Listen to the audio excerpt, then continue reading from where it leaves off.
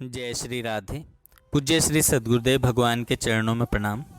पूज्य श्री भाई जी कहते हैं, तुम्हारा परिचय केवल भगवान से ही रहे और सबको भूल जाओ, और तुम जो कुछ भी करो सब केवल भगवान की प्रसन्नता के लिए ही हो।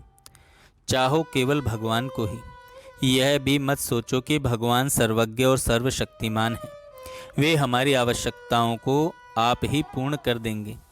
तुम्हारे मन में भगवान के सिवा न तो और कोई आवश्यकता ही रहे और न किसी वस्तु की चाह ही हो।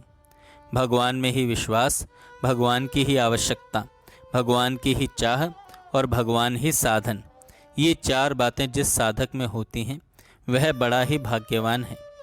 इससे भी बड़ा वह है जो केवल भगवान के प्रेम में ही मस्त रहता है, जिसे न चाह है न आवश्यकता है, न चाह है न आवश्यकता है।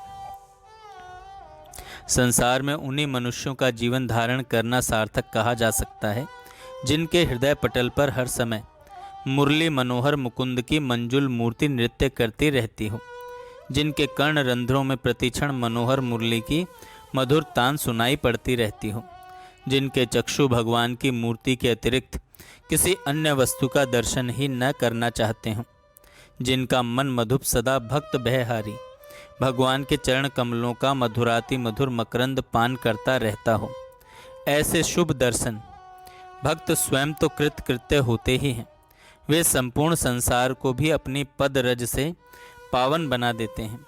उनकी वाणी में उन्माद होता है, दृष्टि में जीवों को अपनी ओर आकर्षित करने की शक्ति होती है। उनके सभी कार्य अलौकिक होते हैं, उनके संपूर्ण कार्य लोक बाह्य और संसार के कल्याण करने वाले ही होते हैं। जब जीव भगवान की ओर उन्मुख होता है, उसी क्षण उसके दिव्य जीवन की यात्रा का शुभारंभ होता है। यदि वह भगवत भजन में निष्ठापूर्वक लगा रहे तो वह निष्ठा उसके जीवन में उतरने लगती है। इसके बाद उस भजन निष्ठ जीवन में भगवत कृपा के ऐसे ऐसे अद्भुत चमत्कार उपस्थित होने लगते हैं कि वे मात्र अनुभव की वस्तु रह जाते हैं। जीवन की संध्या आने के पहले जीव को किसी प्रकार भगवान से प्रगाढ़ परिचय कर लेना चाहिए, फिर तो इस जीवन में और जीवन के उस पार भी मंगल ही मंगल है। जय श्री राधे। जय श्री राधे। पूज्य श्री सद्गुरुदेव भगवान के चरणों में प्रणाम।